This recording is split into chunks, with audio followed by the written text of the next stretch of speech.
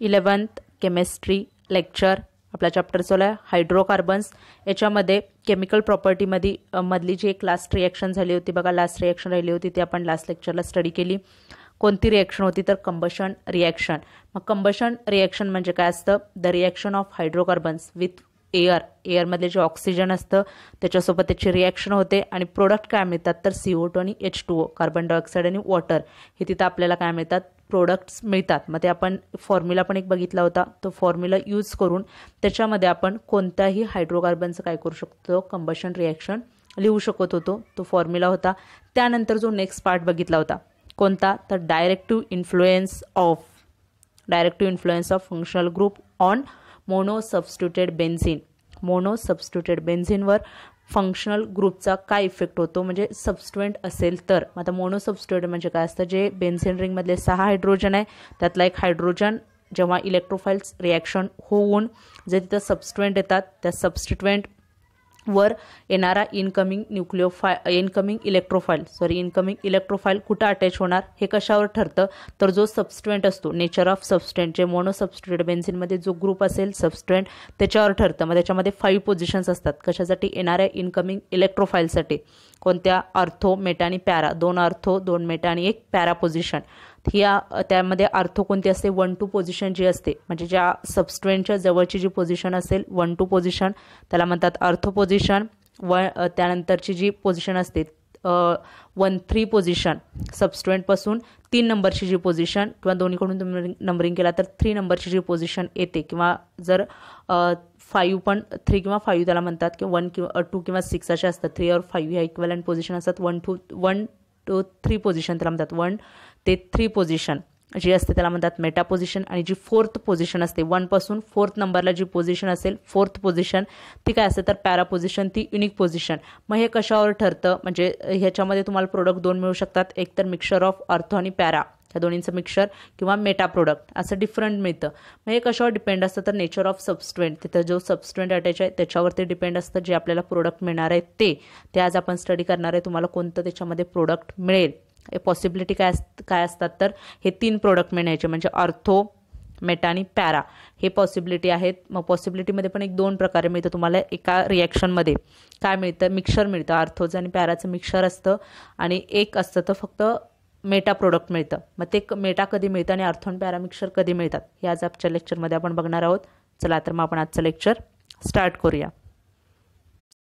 Ortho and para directing group. आता बघा हे जे ग्रुप अटॅच असतील, म्हणजे जे खाली दिलेत ते groups, following groups if attaches to benzene, म्हणजे मोनो सबस्टिट्यूटेड बेन्झीन मध्ये हायड्रोजन रिप्लेस होऊन हे जर ग्रुप अटॅच असतील बेन्झीन रिंगला, तर ह्याच्यामध्ये जे प्रोडक्ट मिळतं जेव्हा येणारा इनकमिंग इलेक्ट्रोफाइल आहे परत जेव्हा त्यांची इलेक्ट्रोफिलिक रिॲक्शन होईल, इलेक्ट्रोफिलिक सबस्टिट्यूशन होईल, तेव्हा प्रोडक्ट काय मिळत असतात तर आर्थो आणि पॅरा तिथं प्रोडक्ट मिळत असतं, मिक्सचर मिळत असतं आर्थो प्रोडक्टचं आणि पॅरा प्रोडक्टचं। येणारा कोणताही इलेक्ट्रोफाइल असू दे, मग नायट्रेशन मधला असेल, NO2 ग्रुप असेल, क्लोरीन असेल, त्यानंतरचा जो आपण फ्रिडल क्राफ्ट अल्कायलेशन असायलेशन रिएक्शन बघितली तो कोणताही असू दे, पण जेव्हा हे ग्रुप असतील तेव्हा काय तुम्हाला प्रोडक्ट मिळणार तर आर्थो आणि पॅरा प्रोडक्ट मिळेल। म्हणजेच तर हा जो फर्स्ट जे सांगितले तुम्हाला Cl, Br, OH, त्याच्यानंतर OCH3, NH2 वगैरे जे सांगितलेत, म्हणजेच बेन्झीन रिंगला as a substituent, mono substituted benzene म्हणजे काय म्हणतो आपण, एक सबस्टिट्यूएंट असणार आहे त्याच्यामध्ये एक हायड्रोजन रिप्लेस झाला। म्हणजे समजा जर इथं असेल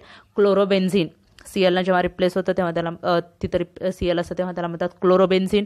मग जेव्हा क्लोरोबेन्झीनचं तुम्ही जर ब्रोमिनेशन केलं किंवा त्याच्यामध्ये परत आणि क्लोरिनेशन केलं, त्याचं परत आणि क्लोरीन अटॅच करायचं असेल तर तो कुठं अटॅच होईल, तिथं एकतर हे प्रोडक्ट मिळेल तुम्हाला, एकतर आर्थो पोझिशनला अटॅच होईल किंवा दुसरा पॅरा पोझिशनला। बघा दुसरं स्ट्रक्चर काय असं मिक्सचर मिळतं, एकतर दुसरा पॅरा पोझिशनला, असं तुम्हाला प्रोडक्ट मिळू शकतात। जेव्हा हे ग्रुप असतील तेव्हा प्रोडक्ट काय मिळतात आर्थो आणि पॅरा। कोणते प्रोडक्ट मिळतात बघा आर्थो आणि पॅरा, जर हे ग्रुप असले तर मोनो सबस्टिट्यूटेड बेन्झीन मध्ये, म्हणजे ह्या सबस्टिट्यूशनचं जर मोनो सबस्टिट्यूटेड बेन्झीन असेल तर कोणते ग्रुप्स मिळतात त्याच्यामध्ये तर आर्थो आणि पॅरा हे आपल्याला प्रोडक्ट मिळतं। इथं मेटा प्रोडक्ट मिळत नाही जर मोनो सबस्टिट्यूटेड बेन्झीन, म्हणजे बघा बेन्झीन रिंगला Cl ग्रुप असेल, कोणते कोणते ग्रुप आहेत व्यवस्थित लक्षात ठेवा। ह्याच्यावर पहिल्यांदा तुम्ही जेव्हा त्याची रिॲक्शन करताय तेव्हा आधी बेन्झीन रिंगला कोणता ग्रुप आहे हे बघायचं, परत येणारा इनकमिंग त्याच्यावर ठरतं की येणारा इनकमिंग जो इलेक्ट्रोफाइल आहे तो कुठं अटॅच करायचा त्याचं इलेक्ट्रोफिलिक सबस्टिट्यूशन. तसं आता मी सांगितलं जर क्लोरीन ग्रुप असेल क्लोरोबेन्झिन त्याला म्हणतात, जेव्हा त्याचं क्लोरिनेशन करायचं असेल मग त्याच्यामध्ये येणारा क्लोरिनेशन म्हणजेच काय होतं, हायड्रोजन रिप्लेस होतो Cl पण तिथं कोणता हायड्रोजन रिप्लेस होतो तर ऑर्थो पोझिशनचा किंवा पॅरा पोझिशनचा. हे दोन मिक्सचर तिथं प्रोडक्ट मिळतात. त्याच्यासाठी म्हणून हे तुम्हाला ग्रुप दिलेत ortho and para directing group. ह्यालाच काय म्हणतात इलेक्ट्रॉन विड्रॉइंग ग्रुप्स. हे सगळे काय असतात इलेक्ट्रॉन विड्रॉइंग ग्रुप. इलेक्ट्रॉन काढून घ्यायचं हे काम करत असतात. इलेक्ट्रॉन विड्रॉइंग ग्रुप जे असतील ते काय प्रोडक्ट देतात ऑर्थो आणि पॅरा डायरेक्टिंग ग्रुप्स. ऑर्थो आणि पॅरा प्रोडक्ट म्हणजे इलेक्ट्रॉन विड्रॉइंग म्हणजेच काय असतं, त्यांची इलेक्ट्रॉन डेन्सिटी जास्त असते, इलेक्ट्रॉन क्लाउड जास्त असतो, त्याच्यावर जे इलेक्ट्रॉन्स असतील ते जास्त असतात. आता बघा क्लोरीनवर पण इलेक्ट्रॉन किती असतात तर 7 इलेक्ट्रॉन असतात. त्याच्या व्हॅलेन्स शेलमध्ये 7 असतात, ब्रोमिनच्या पण 7 असतात. असे ज्याच्याकडे जास्त इलेक्ट्रॉन असतात तेच काय करतात इलेक्ट्रॉन घेण्याची त्यांच्याकडे कॅपॅसिटी जास्त, इलेक्ट्रॉन काय करतात विड्रॉ करत असतात. म्हणजेच काय करतात एक्सेप्ट इलेक्ट्रॉन काढून घ्यायचं ते काम करत असतात. आता क्लोरीनकडे काय असतात 7 इलेक्ट्रॉन असतात. म्हणजे फक्त ते एका इलेक्ट्रॉनची गरज असली की एक इलेक्ट्रॉन घेतला की ते काय करतात त्यांचा ऑक्टेट कंप्लीट करतात. त्यामुळे हे जे ग्रुप्स असतात ते काय असतात इलेक्ट्रॉन विड्रॉइंग ग्रुप और इलेक्ट्रॉन ऍक्सेप्टिंग ग्रुप पण त्यांना म्हणतात. इलेक्ट्रॉन विड्रॉइंग ग्रुप और ऍक्सेप्टिंग ग्रुप. मग हे जर ग्रुप जर बेन्झीन रिंगला अटॅच असतील त्याला म्हणतात EWG असं पण वापरतात, इलेक्ट्रॉन विड्रॉइंग ग्रुप. हे बघा EWG इलेक्ट्रॉन विड्रॉइंग ग्रुप किंवा इलेक्ट्रॉन ऍक्सेप्टिंग ग्रुप पण त्याला म्हणतात. हे जर बेन्झीन रिंगला अटॅच असतील तर मिळणारे प्रोडक्ट काय मिळतात तुम्हाला, जेव्हा त्याचं इलेक्ट्रोफिलिक सबस्टिट्यूशन रिएक्शन होईल म्हणजे E+चा त्याच्यावर अटॅक होईल, म्हणजे जे आपण रिएक्शन बघितल्या त्याच क्लोरिनेशन, ब्रोमिनेशन, सल्फोनेशन, नायट्रेशन, त्यानंतर फ्रिडल क्राफ्ट असायलेशन, अल्कायलेशन, त्या जेव्हा रिएक्शन होईल तेव्हा तिथं प्रोडक्ट काय मिळतं ऑर्थो आणि पॅरा प्रोडक्ट मिळतं. मग आता ग्रुप्स कोणते कोणते आहेत बघूया. एक Cl आहे बघा, त्यानंतर Br आहे OH, Cl Br OH OCH3 कारण ओवर पण लोन पेअर आहेत, Br पण. आता हे जे तुम्हाला डॉट दिसत आहेत तर लोन पेअर शब्द ऐकलाय की नाही मला माहित नाही, पण हे बघा हे जे डॉट्स आहेत हे जे डॉट दाखवतात त्याच्यावर दिसतात त्याला काय म्हणतात लोन पेअर ऑफ इलेक्ट्रॉन्स. ते काय असतात लोन पेअर ऑफ इलेक्ट्रॉन. ऑक्सिजनवर असतं. त्याच्यानंतर हॅलोजन्स, आता हे क्लोरीन ब्रोमिन आयोडीन वगैरे आहेत ते हॅलोजन्स, त्याच्यावर टोटल पेअर किती असतात 3 पेअर्स. आता हे 6 इलेक्ट्रॉन 2-2 तुम्हाला दिसत आहेत. पेअर किती आहेत तर 3 पेअर्स आहेत. पेअर 3 आहेत, इलेक्ट्रॉन किती आहेत तर 6 इलेक्ट्रॉन आहेत. पेअर 3 असल्यामुळे इलेक्ट्रॉन किती आहेत 6. ऑक्सिजनवर 2 लोन पेअर असतात, इलेक्ट्रॉन 4 आणि पेअर किती असतात तर 2. एक तर पेअर लक्षात ठेवा म्हणजे लक्षात राहतं 2 पेअर म्हणजे 4 इलेक्ट्रॉन. पेअर म्हणजे कळतं पेअरमध्ये 2 असतात ते. आणि हॅलोजन्स जे असतील त्याच्यावर किती असतात तर 3 लोन पेअर ऑफ इलेक्ट्रॉन्स असतात. त्याच्यानंतर NH2 नायट्रोजनवर 1 लोन पेअर असते. नायट्रोजनवर किती लोन पेअर असतात तर only 1 lone pair present on nitrogen. So NH2 NHR group दिला. NH2 म्हणजे अमायनो फंक्शनल ग्रुप झाला आधी आपला 14 चॅप्टरमध्ये फंक्शनल ग्रुप झालेत. NH2 त्यानंतर NHR त्यानंतर CH3 C2H5 R etcetera. The groups which direct the incoming group to ortho and para position are called ortho and para directing groups. जे group incoming इलेक्ट्रोफाईल जो येणारा इलेक्ट्रोफाईल आहे जो ऑर्थो आणि पॅरा पोझिशनला अटॅच करतो त्याला म्हणतात ortho and para directing groups. आता मग खाली दिले बघा तुम्हाला ortho and para directive influence of OH. आता OH ग्रुपसाठी दिले ortho and para directive influence of OH group. The resonance theory clearly explain why certain substituents are ortho, para or meta directing. आता हे जे रेझोनन्स स्ट्रक्चर्स आहेत हे last जे 14 chapter आहे त्याच्यामध्ये आहेत रेझोनेटिंग स्ट्रक्चर. मी सांगतो तुम्हाला कसं कॅल्क्युलेट करायचं. त्याच्यामध्ये रिड्युस्ड सिलेबसमध्ये होतं पण आता ह्या चॅप्टरमध्ये आपल्याला हे स्टडी करावं लागणार आहे. मग latest study the various resonance structures of phenol. आता हे फिनॉलचे रेझोनेटिंग स्ट्रक्चर दिलेत. फिनॉल म्हणजे काय असतं बेन्झीन रिंगला जेव्हा डायरेक्टली OH ग्रुप अटॅच असतो तेव्हा त्याला म्हणतात फिनॉल. आता मग आता हे जे रेझोनेटिंग स्ट्रक्चर कशाचे रेझोनेटिंग स्ट्रक्चर काढणार आहे आपण फिनॉलचे. व्यवस्थित लक्ष द्या सांगते मी कसं रेझोनेटिंग स्ट्रक्चर काढायचं ते. तर जेव्हा फिनॉलचे रेझोनेटिंग स्ट्रक्चर काढतो तेव्हा फिनॉल म्हणजे काय आधी समजून घ्या. जेव्हा बेन्झीन रिंगला डायरेक्टली OH ग्रुप अटॅच असतो. कोणत्या रिंगला बेन्झीन रिंगला डायरेक्टली OH ग्रुप अटॅच असतो त्याला म्हणतात फिनॉल. मग आता हे जे फिनॉलचे रेझोनेटिंग स्ट्रक्चर कसे काढायचे बघा. आता जे तुम्हाला फर्स्ट स्ट्रक्चर दिसते जे याच्यामध्ये फर्स्ट स्ट्रक्चर दिसते ते काय नॉर्मल फिनॉलचं स्ट्रक्चर आहे. हे जे आपण काढतो असं हे बघा असं हे जे काढतो असं नॉर्मल फिनॉलचं स्ट्रक्चर. इथं काय असेल OH हे नॉर्मल फिनॉलचं होतं. सॉरी आता मी डबल बॉन्ड काढायला हवे होते. डिलोकलायझेशन ऑफ पाय इलेक्ट्रॉन. आता हे पण तुम्हाला समजेल डिलोकलायझेशन ऑफ पाय इलेक्ट्रॉन म्हणजे काय. तर हे जे तुम्हाला फर्स्ट स्ट्रक्चर दिसते ते काय काढलं नॉर्मल बेन्झीनचं स्ट्रक्चर. आतमध्ये आपण अल्टरनेट डबल बॉन्ड काढले. बघा हा डबल बॉन्ड परत हा single bond double bond single bond double bond, alternate double bond आणि सिंगल बॉन्ड स्ट्रक्चर. आणि बेन्झीन रिंगला काय डायरेक्टली OH अटॅच आहे. हे जातं फिनॉलचं स्ट्रक्चर. आता ओव्हर त्यावरती आपण बघितलं ऑक्सिजनवर लोन पेअर किती असतात, मी तुम्हाला सांगितलं 2 लोन पेअर असणार. ह्या 2 लोन पेअर दाखवल्या. लोन पेअर म्हणजे काय असतात तर इलेक्ट्रॉन्सच असतात ते, लोन पेअर ऑफ इलेक्ट्रॉन्स. मग जे OH आहे ऑक्सिजनवरच्या ह्या ज्या लोन पेअर ऑफ इलेक्ट्रॉन्स आहेत त्यातली एक पेअर काय होते बघा इकडे शिफ्ट होते. आता 2 इलेक्ट्रॉन्स आहेत म्हणजे काय करू शकतात ते 2 एक बॉन्ड तयार करू शकतात. जे 2 ही जी लोन पेअर आहे बघा, ही लोन पेअर काय होते इकडे शिफ्ट होते. इथं शिफ्ट झाल्यामुळे काय होते इथं बॉन्ड क्रिएट होतो. कुठं बॉन्ड क्रिएट झाला इथं बॉन्ड. व्यवस्थित बघा रेझोनेटिंग स्ट्रक्चर कसं होतं तुम्हाला स्वतः काढता येतात. हे कसं तयार होतं बघा, हा जो बॉन्ड आहे लोन पेअर इलेक्ट्रॉन्स आहेत ते लोन पेअर इलेक्ट्रॉन काय होतात इकडे शिफ्ट होतात आणि इथं काय करतात बॉन्ड तयार करतात. कोणत्या कार्बनला बॉन्ड तयार केला तर इथल्या कार्बनला बॉन्ड तयार केला. त्या कार्बनवर काय होणार डबल बॉन्ड. आता कार्बनची व्हॅलेन्सी तुम्हाला माहिती आहे किती असते 4. किती असते कार्बनची व्हॅलेन्सी 4. मग आता हा जो कार्बन आहे बघा ह्या कार्बनला इथून हा बॉन्ड ब्रेक इथं आल्यामुळे ते लोन पेअर तिथं आल्यामुळे इथं काय येईल डबल बॉन्ड येईल. मग त्या कार्बनला तिथं डबल बॉन्ड इथलं डबल बॉन्ड टोटल 4 आणि इकडचा एक डबल बॉन्ड अशी किती होती तिथे व्हॅलेन्सी कार्बनची तर 5. बघा व्यवस्थित हे जे स्ट्रक्चर आहे ऑलरेडी काय झालं इथं OH आहे त्या OHचे लोन पेअर इथं आले म्हणजे इथे एक डबल बॉन्ड आला इथे एक डबल बॉन्ड म्हणजे हा इथं जो सेंटरचा कार्बन आहे त्याची व्हॅलेन्सी बघा हा 2 बॉन्ड परत हे 2 बॉन्ड 4 आणि इकडे एक बॉन्ड आहे कार्बन सोबत दुसरा असे काय होते 5. त्यामुळे हा जो बॉन्ड असतो ह्याच्यातला एक डबल बॉन्ड तो डबल बॉन्ड काय होतो ब्रेक होतो. आतला जो हा डबल बॉन्ड आहे तो ब्रेक होतो कारण तिथं कार्बनची व्हॅलेन्सी काय येते 5. असं कधी स्ट्रक्चर स्टेबल नसतं, नेहमी कार्बनची व्हॅलेन्सी किती करावी लागते तर 4. मग काय होणार बघा तो बॉन्ड ब्रेक होईल. समजलं. फर्स्ट स्ट्रक्चरमध्ये काय केलं आपण हा बॉन्ड इथं आला हा त्यामुळे इथं डबल बॉन्ड झाला. तो लोन पेअरनं बॉन्ड तयार केला. डबल बॉन्ड झाल्यामुळे इथल्या कार्बनची काय होते व्हॅलेन्सी 5 होते. ती व्हॅलेन्सी 4 करण्यासाठी ह्यातला जो डबल बॉन्ड आहे तो एक बॉन्ड ब्रेक होतो. मग आता बॉन्ड म्हणजे ब्रेक झाल्यानंतर तिथं काय होणार आहे मायनस चार्ज येतो बघा कारण बॉन्ड म्हणजेच काय असतात इलेक्ट्रॉन्स असतात. एक चार्ज असतो एक मायनस चार्ज असतो. मग हा बॉन्ड ब्रेक झाल्यामुळे इथं काय येतो मायनस चार्ज येतो. ते स्ट्रक्चर पुढे दाखवले बघा मायनस चार्ज आणि ती लोन पेअर दिसते का पुढच्या स्ट्रक्चरमध्ये तुम्हाला मायनस चार्ज आणि ती जी लोन पेअर आहे लोन पेअरमुळं तो बॉन्ड क्रिएट झाला होता ते लोन पेअर आणि तो मायनस चार्ज दाखवा किंवा ते 2 इलेक्ट्रॉन दाखवले तरी चालतील. म्हणजे मायनस चार्ज म्हणजे तिथं काय असतात 2 इलेक्ट्रॉन्स असं डॉटेड दाखवले म्हणजे तिथं 2 इलेक्ट्रॉन दोन्हीपैकी एक दाखवलं तरी चालेल. फक्त मायनस चार्ज दाखवला तरी सफिशियंट आहे. आता मायनस चार्ज परत नेक्स्ट आता इथं वरती बघा एक गेलं ऑक्सिजनचे 2 इलेक्ट्रॉन गेले म्हणजे हा 2 इलेक्ट्रॉन गेले म्हणून ऑक्सिजनवर इथं काय येतो पॉझिटिव्ह चार्ज येतो. 2 इलेक्ट्रॉन गेल्यामुळे तिथं पॉझिटिव्ह राहील. फक्त एक लोन पेअर जे आहे ते 2 इलेक्ट्रॉन्स राहतील एक लोन पेअर OH आणि हा जो आपला बॉन्ड तयार केलेला आपण आहे तो डबल बॉन्ड तिथं डबल बॉन्ड येणार.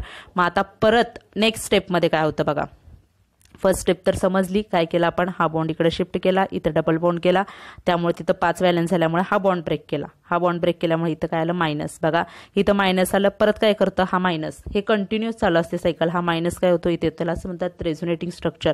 हा जो मायनस बॉन्ड आहे किंवा ते जे 2 इलेक्ट्रॉन्स आहेत मायनस बॉन्ड म्हणजेच काय 2 इलेक्ट्रॉन्स 2 इलेक्ट्रॉन काय निगेटिव्ह चार्ज त्याला म्हणतात. निगेटिव्ह चार्ज इथे येतो इथं काय करतो बॉन्ड क्रिएट करतो.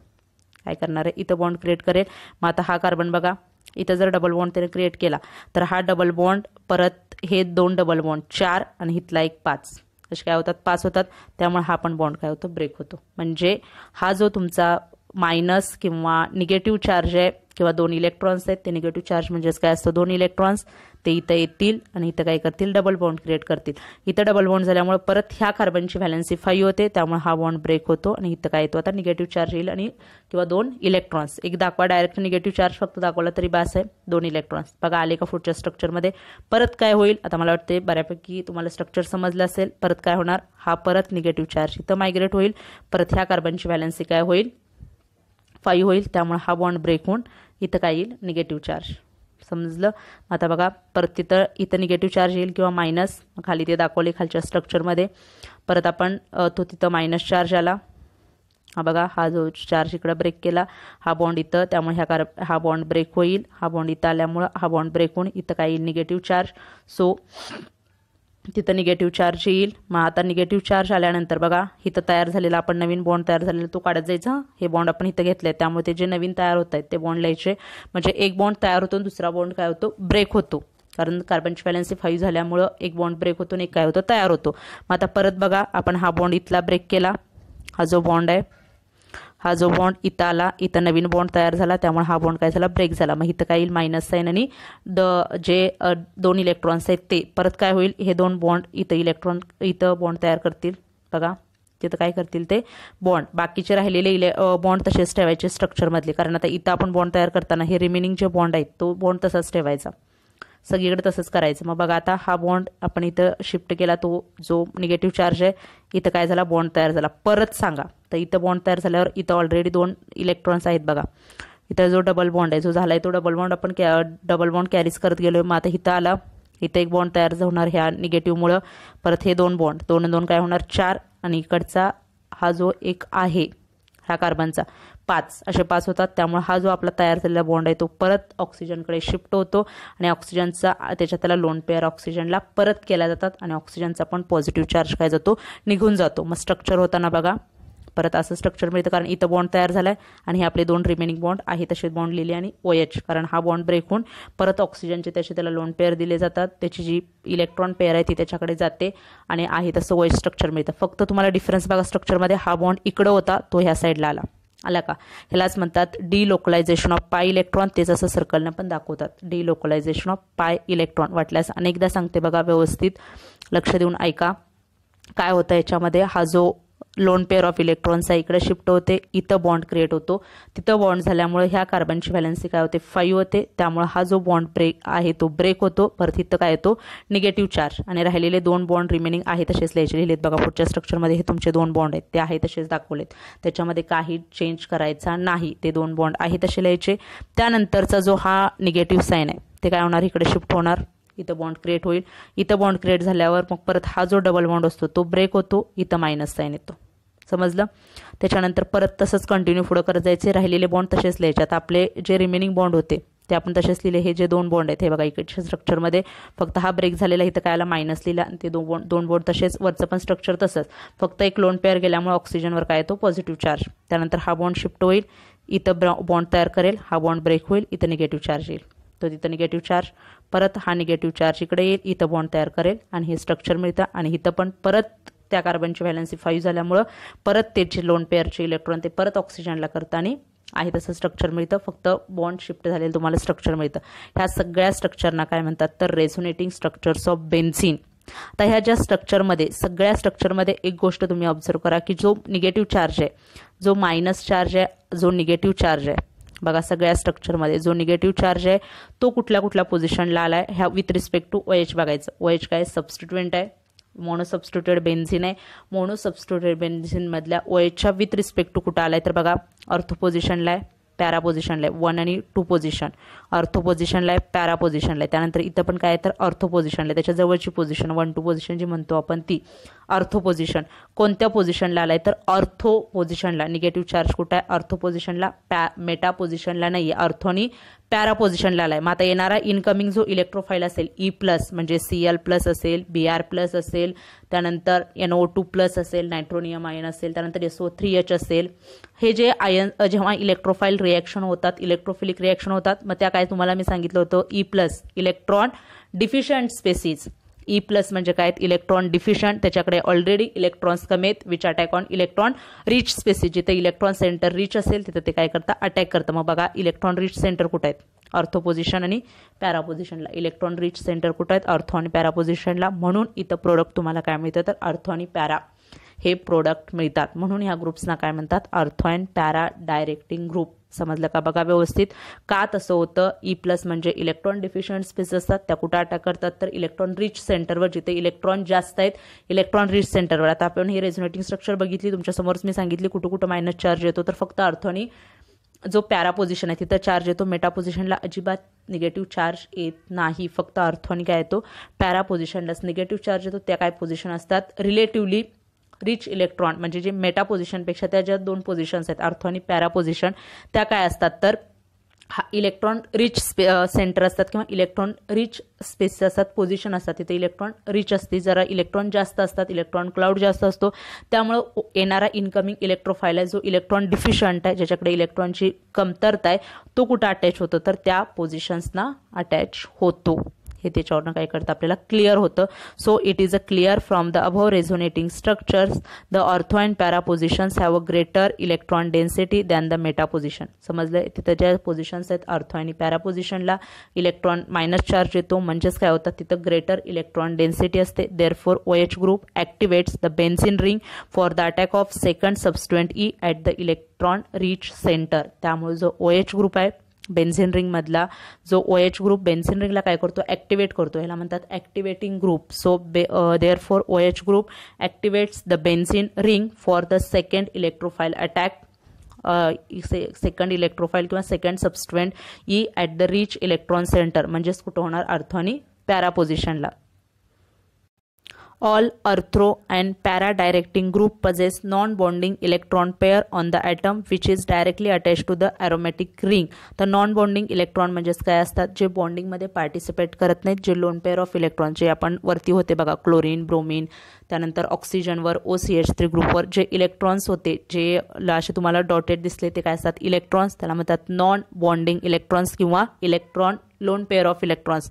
नॉन बॉन्डिंग इलेक्ट्रॉन जे बॉन्डिंगमध्ये पार्टिसिपेट करत नाहीत असे इलेक्ट्रॉन्स नॉन बॉन्डिंग इलेक्ट्रॉन किंवा लोन पेअर ऑफ इलेक्ट्रॉन्स. बघितले आपण ऑक्सिजनवरचं काय होतं, जी नॉन बॉन्डिंग इलेक्ट्रॉनची जी पेअर आहे किंवा लोन पेअर ऑफ इलेक्ट्रॉन तीच काय होते, शिफ्ट होते आणि तिथे डबल बॉन्ड क्रिएट करते, त्यामुळे पुढचे सगळे रेझोनेटिंग स्ट्रक्चर्स डेव्हलप होतात. मग इथं काय सांगितले तर all ortho and para directing group possesses non bonding electron pair. सगळे जे ऑर्थो अँड पॅरा डायरेक्टिंग जे ग्रुप्स असतात त्याच्यामध्ये काय असतात, नॉन बॉन्डिंग इलेक्ट्रॉन पेअर म्हणजेच लोन पेअर ऑफ इलेक्ट्रॉन्स असतात, which is directly attach to the benzene ring. जे डायरेक्टली बेन्झीन रिंगला अटॅच असणारा ॲटम आहे त्याच्यामध्ये ऑर्थो अँड पॅरा डायरेक्टिंग ग्रुपमध्ये काय असतात, नॉन बॉन्डिंग इलेक्ट्रॉन पेअर्स किंवा लोन पेअर ऑफ इलेक्ट्रॉन्स. आता त्याच्यामध्ये एक्सेप्शनल केस बघितली होती बघा, खाली CH3 अल्किल ग्रुप, C2H5 हे ग्रुप होते त्या स्ट्रक्चरमध्ये. मग methyl group is an exceptional. त्यातला एक्सेप्शनल केस कोणती आहे तर methyl group. The only exception to above rule is the methyl और alkyl group. It is ortho and para directing. आता जे अल्किल, मिथाइल और अल्किल ग्रुप आहे ते काय ortho and para directing group आहे. although it has no non-bonding electron pair on the key atom. आता त्याचे जे स्ट्रक्चर्स असतात मिथाइल ग्रुपचं तुम्हाला माहिती आहे CH3, त्याच्यानंतर C2H5 इथाइल ग्रुप, त्यानंतर R ग्रुप, अल्किल ग्रुप, सगळे जे आहेत त्याच्यावर कोणतेच नॉन बॉन्डिंग इलेक्ट्रॉन्स नसतात किंवा लोन पेअर ऑफ इलेक्ट्रॉन्स नाही आहेत कार्बनवर, किंवा जे बेन्झिनला डायरेक्टली हे अटॅच असेल ह्याच्यावर काय नसतात, नॉन बॉन्डिंग इलेक्ट्रॉन्स नाही आहेत. तरी पण ह्याचं जे सेकंड जे इलेक्ट्रोफिलिक सबस्टिट्यूशन होतं, येणारा इनकमिंग जो इलेक्ट्रोफाईल आहे जेव्हा हे बेन्झिन रिंगला अटॅच असतात तेव्हा प्रोडक्ट काय मिळतात तर ऑर्थो आणि पॅरा प्रोडक्ट मिळतात तिथं. हे कशामुळे पॉसिबल आहे ऑर्थो अँड पॅरा प्रोडक्ट तर हे फक्त ह्याच्यासाठी एक्सेप्शनल केस आहे, हे त्याच्यामध्ये स्पेशल केस असते.